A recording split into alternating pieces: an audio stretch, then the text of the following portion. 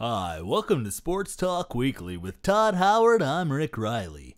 We're back from vacation on the left coast and fresh as ever. I'm so fresh I'm the Prince of Bel-Air. You're about as fresh as the cab I took over here because you smell like ass. It's good to be home. My mom cooked me dinner last night. What, you walked up the stairs from the basement, picked up your perfectly arranged plate, and brought it back down to your lonely dungeon of solitude to eat nerdy darkness with your life-size Star Wars cardboard cutouts and Lord of the Rings figurines, and then went on to rub one out while watching a bad infomercial on facial hair removal products before passing out in your Harry Potter pajamas? Way to go, Chief. Welcome home. Congratulations to Clay Buchholz on his no-hitter. Look, people, this was his second major league start, and he achieved something some of the greatest pitchers of our time have not. He definitely didn't buckles under the pressure. Although teammate David Ortiz made him cry after the game, but who wouldn't cry while getting beat silly by a black Shrek? He's an ogre. Oh, I finally get some camera time, you selfish bastard. Vick finally pled guilty this week, and they gave a heartfelt speech to a horde of media. He said he took responsibility for his actions from the beginning and never put it on anyone else. Really? Because I remember months of you denying any involvement and saying you owned the house, but your family members lived there and you had nothing to do with what went on there. So you're just a good guy owning up to what you did.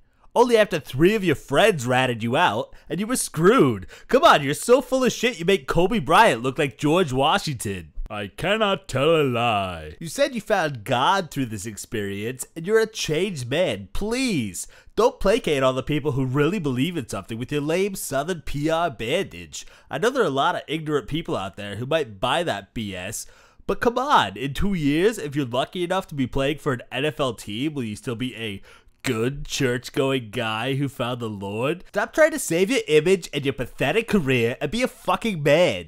He did apologize to his fans and family and friends, but he never apologized to the dogs he tortured and murdered.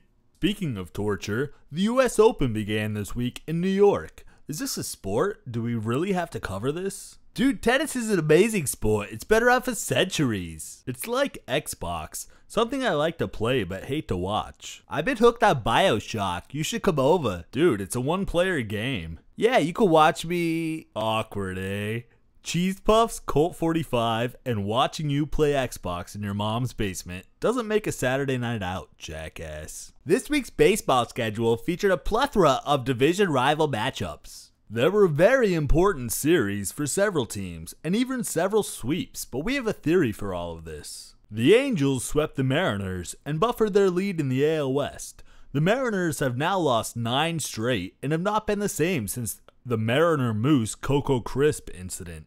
The Mets also got swept this week by the Phillies. Yeah, there were a few controversial calls, but they really shouldn't have sent Mr. Met to ESPN for Mascot Day. It's like the SI Madden cover curse. You're doomed.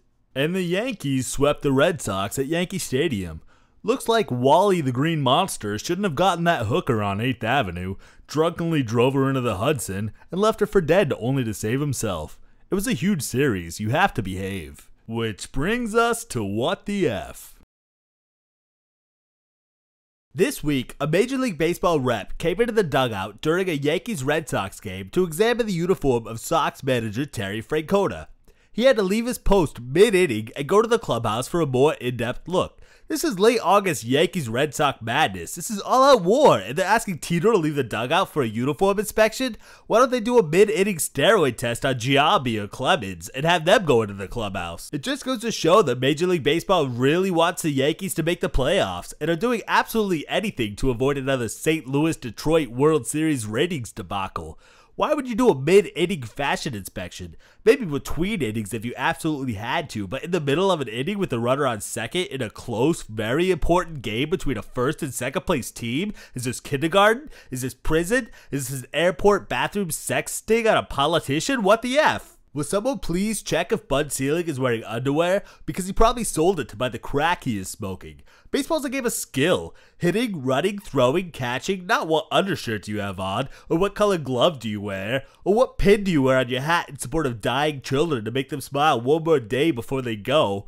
Wake up, bud. It's by a corporation slowly stabbing itself in the heart. You're the Bill Clinton of baseball, enjoying the recognition from a natural upswing in economics while doing absolutely nothing and getting blown by every fat chick this side of the Mississippi. You're just setting the table for your predecessor to be stuck with the residue of crap, so he looks even worse and you look even better. Please save the sport, bud, not your fucking legacy. He's definitely no Bill Clinton, and no George Clinton for that matter.